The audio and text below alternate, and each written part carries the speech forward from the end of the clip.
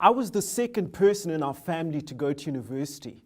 My brother, who was a year older than me, was actually the first one. And he went off to study a BCom in accounting. Now, because I was good at things like history and English literature, I was guided towards law. They said, you would be good at law. So I registered for a Bachelor of Commerce, but majoring in legal theory. Now, within the first few months of university, I realized I preferred accounting and finance. I was really into business. And I saw that this law thing, one, I wasn't very good at it. Two, it wasn't going to work for me. So it was a rough start with accounting. I remember in June, as I was getting the hang of debits and credits, we got our exam timetable for accounting 1. And I was scheduled to write that exam on the Wednesday afternoon.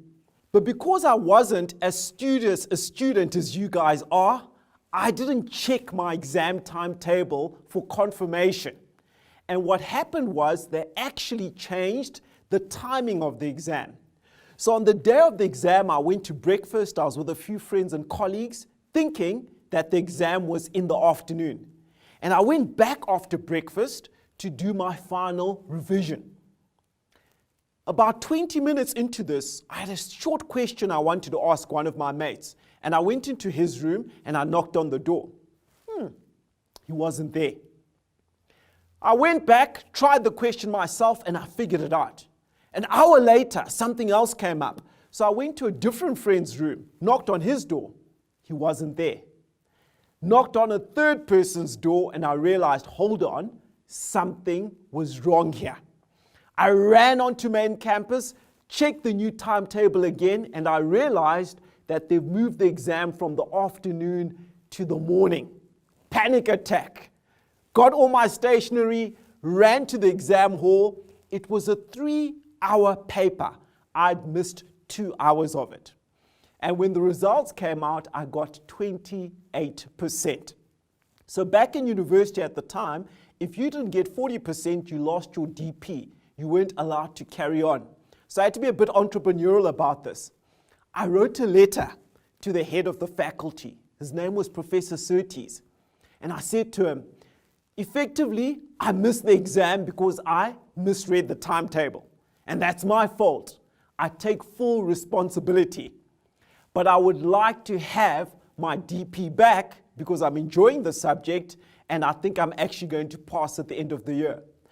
I dropped off the letter with his PA and I asked the PA, when can I have an appointment with Professor Surtees?